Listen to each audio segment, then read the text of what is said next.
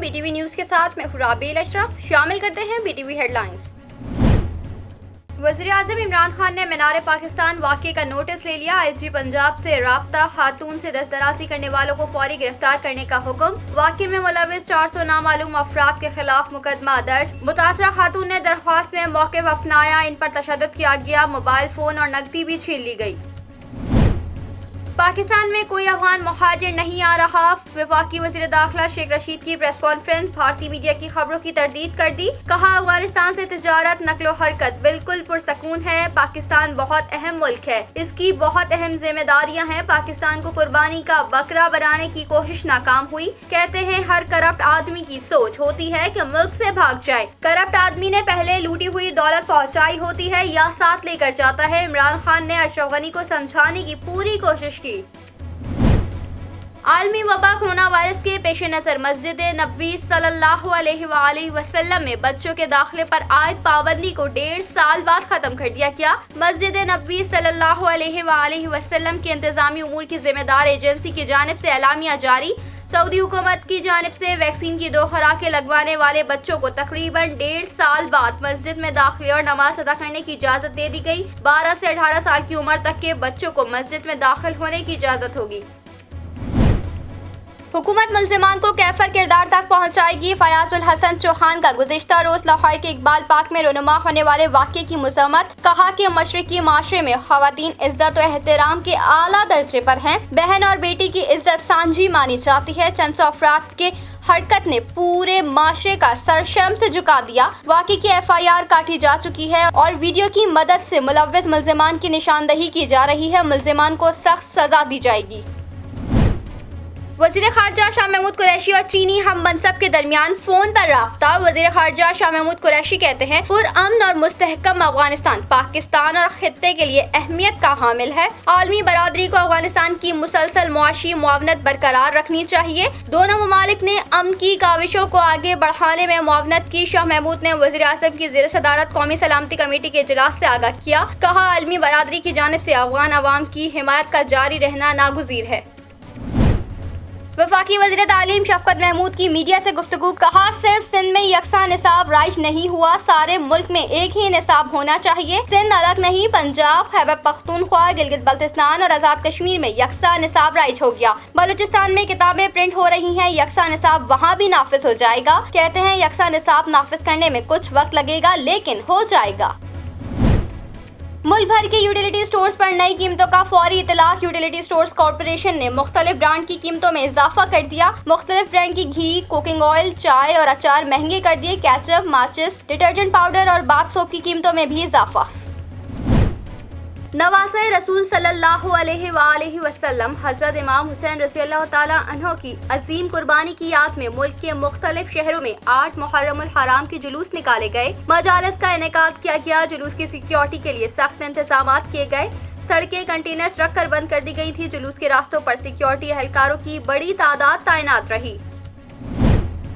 पाकिस्तान में आलमी वबा कोरोना से मजीद 66 अफराद इंतकाल कर गए। 3974 नए केसेस की रिपोर्ट। पाकिस्तान में कोरोना के अदाद-ओ-शुमार बताने वाली वेबसाइट के मुताबिक गुज़िश्ता 24 घंटों के दौरान मुल्क भर में कोरोना के 57,460 टेस्ट किए गए। मुल्क में गुज़िश्ता 24 घंटों के दौरान कोरोना के मुस्बत केसेस की शरह 6.91% रही।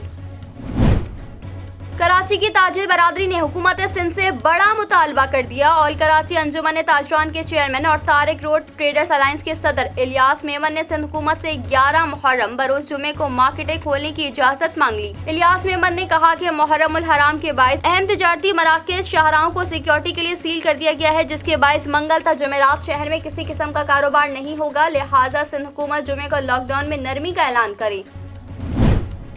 तालिबान ने मुंतखब अफगान हुकूमत को ताकत के जोर से हटाया। कनाडा के वज़ीर आज़म जस्टिन ट्रूडो का अफगानिस्तान में तालिबान की हुकूमत तस्लीम न करने का ऐलान। कहते हैं कि अफगानिस्तान की सूरत हाल पर कतर में अभी बातचीत जारी है। हम जांचना चाहते हैं क्या इस किस्म की हुकूमत में एतदाल की गुंजाइश है।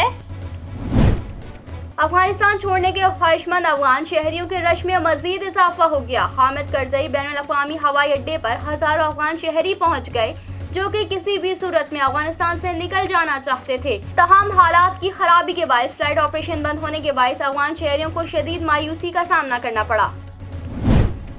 افغانستان کے معاملے پر اقوام متحدہ کی انسانی حقوق کونسل کا اجلاس 24 اگست کو جنیوا میں ہوگا۔ اجلاس میں افغانستان پر طالبان کے قبضے کے بعد انسانی حقوق کے معاملے پر بحث ہوگی۔ اقوام متحدہ کی انسانی حقوق کونسل کا اجلاس پاکستان، اسلامی تعاون تنظیم اور افغانستان کی درخواست پر بلایا جا رہا ہے۔ بھارت، برطانیہ، فرانس، جرمنی، اٹلی اور جاپان سمیت 79 ملک اجلاس بلانے کی درخواست کی حمایت کر چکے ہیں۔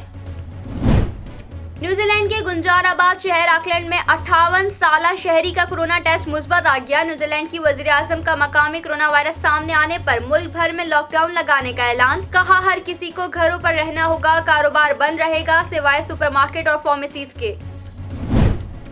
ہیٹی میں زلزلے سے ہلاک افراد کی تعداد 1941 تک پہنچ گئی۔ 9900 سے زائد زخمی اب بھی اسپتالوں میں زیر علاج۔ متاثرہ علاقوں میں امدادی آپریشن جاری، ملبے تلے دبے لوگوں کو زندہ نکالنے کی امیدیں آہستہ آہستہ دم توڑتی جا رہی ہیں۔ 7.2 شدت کے زلزلے سے 60,000 سے زائد عمارتیں مکمل تباہ، 76,000 سے زیادہ کو نقصان پہنچا۔ وزیر خارجہ شاہ محمود قریشی نے کہا ہے کہ افغانستان میں امن ہوگا تو پاکستان میں بھی امن ہوگا۔ کچھ قوتیں خطے کے امن کو پارا پارا کرنا چاہتی ہیں۔ عراق میں زائرین کی سہولت کے لیے نجف اور کربلا میں قونصلیٹ قائم کریں گے۔ زائرین کی سہولت کے لیے پاکستان ہاؤس بھی تعمیر کریں گے۔ عراقی حکومت نے درخواست کا مثبت جواب دیا ہے۔ National command and operation centre نے آج تمام بڑے اور مرکزی ویکسینیشن سینٹرز کھلے رکھنے کا فیصلہ کر لیا ہے، تاہم 10 محرم پر ملک بھر کے ویکسینیشن سینٹرز بند رہیں گے۔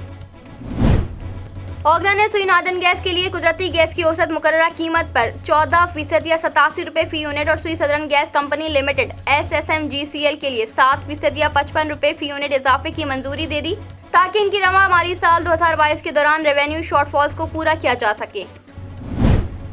کشمیر پریمیئر لیگ 2021 کے پہلے سیزن کے فائنل شاہد آفریدی کی قیادت میں راولاکوٹ ہاکس نے محمد حفیظ کی کپتانی میں کھیلنے والی ٹیم مظفر آباد ٹائیگرز کو 7 رن سے شکست دے کر چیمپئن بننے کا اعزاز حاصل کیا۔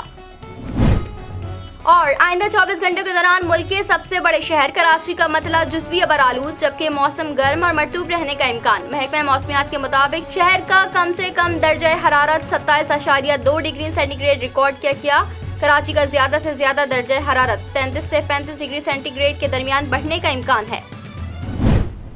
نیوز اسٹوڈیو سے فی الوقت اتنا ہی۔ مزید خبروں سے باخبر رہنے کے لیے وزٹ کیجیے ہماری ویب سائٹ www.ptn.tv، لائک کیجیے ہمارا فیس بک پیج ptv.pk، فالو کیجیے ہمیں انسٹاگرام پہ vtv_pk، سبسکرائب کیجیے ہمارا یوٹیوب چینل بدر ٹیلی ویژن نیٹ ورک۔